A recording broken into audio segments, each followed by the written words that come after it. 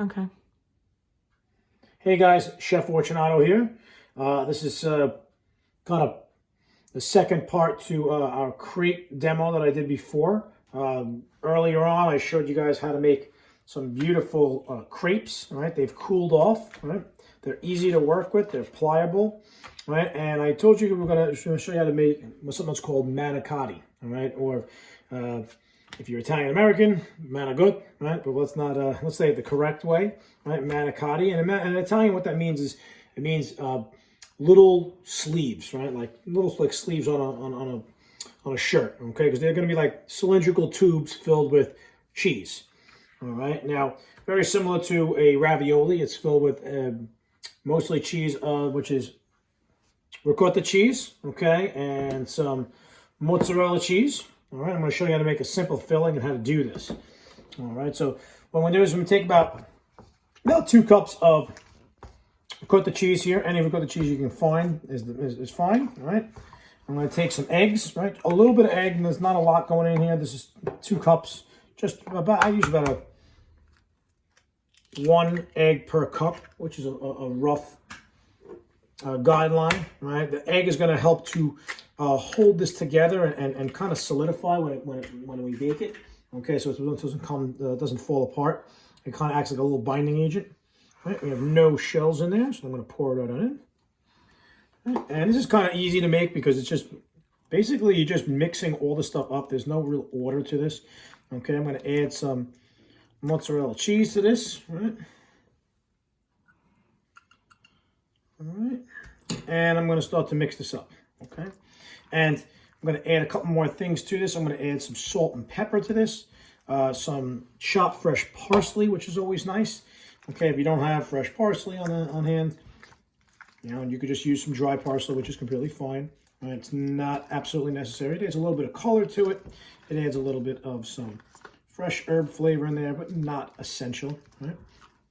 Okay, and you notice in the background I have some nice tomato sauce. Okay, got to be homemade, at least in my eyes. If not, my mom would kill me, right? But jar sauce is absolutely fine. Okay, so I'm going to mix this all up as best I can. Now, what I'm going to do to put these into the manicotti, I'm going to put a little bit of this mixture into a pastry bag, and it helps to make it easier to spoon it into our or get it into our manicotti. But you don't have to do that. You can just use a spoon, right, and just kind of drop it in place. I'm going to show what that looks like in a second. Okay, so I'm folding all this mixture together. All right, I just dumped in some grated cheese, so either some pecorino romano, which is what I used, or some Parmesan, which works best. All right, a little bit of some black pepper, and a pinch or 2 of salt. Okay.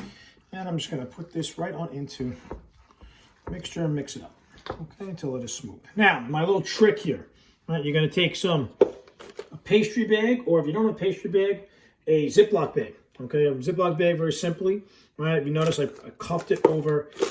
Right, a container, which allows me to hold it together, especially when you're working by yourself. You got to kind of come up with these little inventive ways to make it easy for yourself to do it. Right, you don't have someone holding the bag for you while you're putting this in. Right, so if you can find a way to do this and make it easy for yourself, right, what I mean by that is you cuff it over, you can hold the cup, you can scrape the mixture right on. It makes it very simple. It also makes it very neat. It doesn't get all over the edge of the bag. I'm not going to overfill it. I'll put that to the side.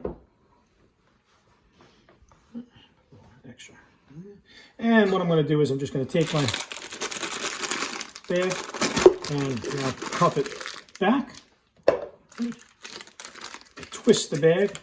And since we want a nice amount of cheese in here, we're going to cut this fairly large.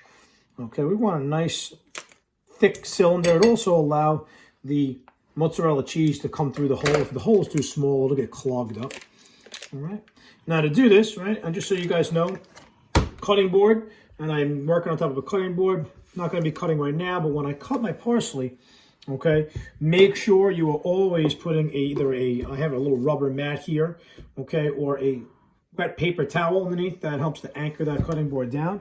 Make sure it doesn't slide around on you. Safety first is always important. I'm going to take my Manicotti right here, and what we're going to do is very simply make a tube. That's all we're looking to do. All right, so I'm going to go about 2 inches up from the bottom, so we have a starting point.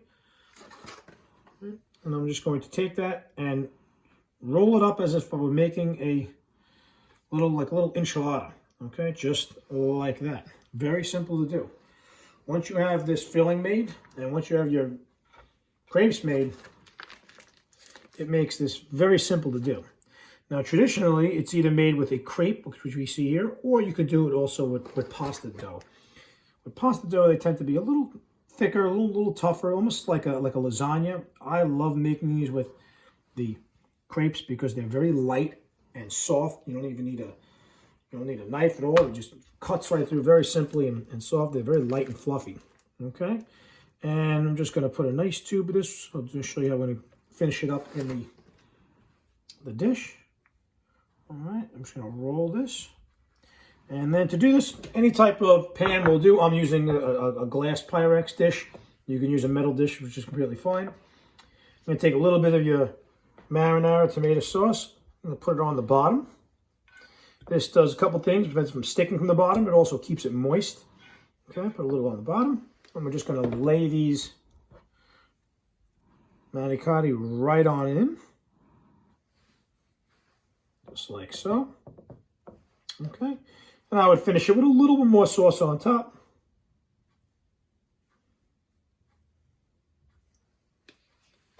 And because you can't never have enough mozzarella cheese, a little more.